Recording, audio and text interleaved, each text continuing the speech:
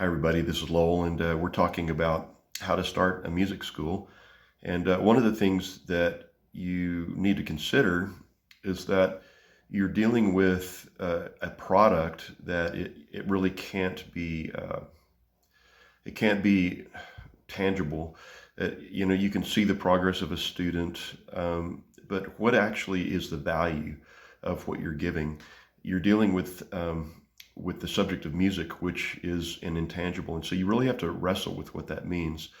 And the things that I'm about ready to share with you, some of my thoughts are obviously my own convictions, and you will have to come to your own convictions, your own beliefs about some of these things. Um, I feel passionately about what I'm about ready to say.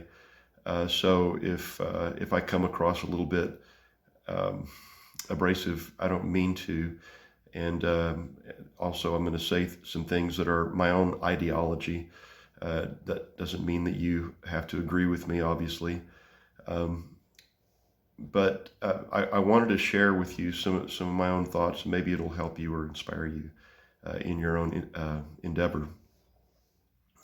But I believe that Western culture and our nation in particular of America has lost sight of the value of the intangibles.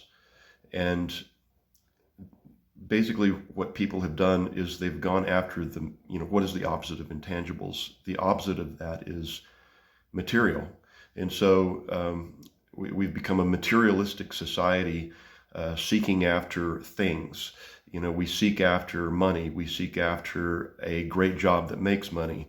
Why do we want money? So we can get a bigger house, we can get a bigger boat, we can get stuff, we can get cars, we can get airplanes, whatever, if we become very successful. It's about stuff. How much stuff do you have? How much money do you have? And that's a materialistic view. And an ideology that fosters that is communism. Communism is built on essentially it's built on atheism. That there is no God, that it's all natural, and the foundations of a communistic mindset is that everything rises and falls on money.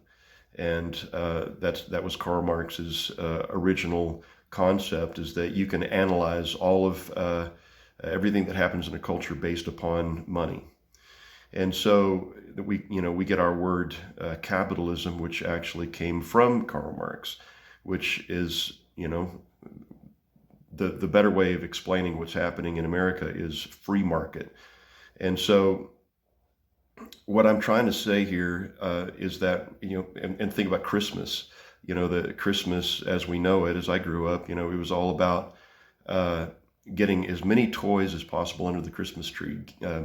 It was about Santa Claus, this big, fat, red suited, gray bearded guy that distributes gifts, in his magic sleigh that he's throwing out to everybody, and putting down the chimneys, etc. And so, that concept of who Santa Claus with actually started with a Macy's Day Parade in New York City in order to be a promotional stunt to promote Macy's. And so that's where we've become. What used to be a celebration of Jesus Christ on Christmas, and a celebration of the love of God coming to the earth, turned into a marketable scenario. And then you look at Europe many decades ago, centuries ago, and I traveled in Europe with my father doing musical tours. And the first thing I noticed is, like, the tallest buildings in Europe were the cathedrals, and they were placed right in the middle of the city. And then I noticed, coming back to America, what are the tallest, most prominent buildings in the middle of each city? It's the banks. Okay, so we've transitioned in our Western culture over the centuries. We've transitioned from a focus on God to a focus on money and materialism. And so what has happened is that, what used to be in Western culture, we had a focus on worship.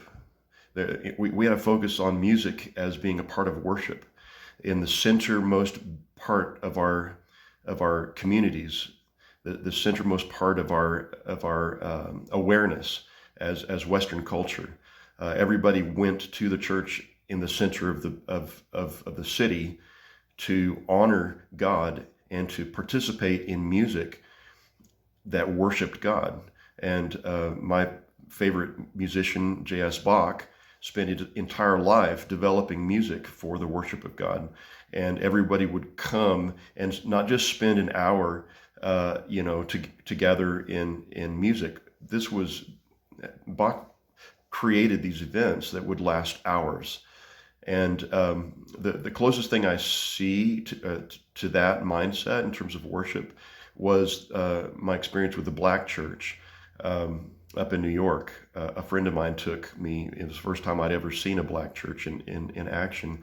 And we show up there at 8 o'clock in the morning, and for breakfast, for eating some grits, and then we go into the sanctuary, and basically it takes 2 hours for the whole congregation to warm up to the place to where they've just started taking the first offering, and then the sermon takes another hour or two to get to, and then they have a meal together into the afternoon, and they go home after spending the whole day together in church life and worship. And how Americans, we want to get to church for an hour and then go home and quickly enjoy all of our toys that we've accumulated with all of our money. So what has happened with music over the years is that it transitioned from worship into this created being of secularism that promotes an artist, elevating an artist up to a position of godlike stature that everybody has to worship. And it has basically turned music into a commodity, and it's turned music into this thing that it was never meant to be. And then we even take it one step further, and we put it into the context of competition, where we're competing for winning a prize that will cause that artist to become the next godlike figure. So what has happened is we've totally denigrated what music is supposed to be. Music is supposed to be about relationships. It's supposed to be about culture. It's supposed to be about worship. It's supposed to be about meaning. And what we've done in our culture is we have lost the value of the intangibles. We have set our eyes, the scripture says to set your eyes on things above and not on things of the earth. And what America has done, what Western culture has done, is just the opposite. We have set our eyes on things of the earth and not on things above, and particularly in the area of the arts and worship and music. And so the purpose of music.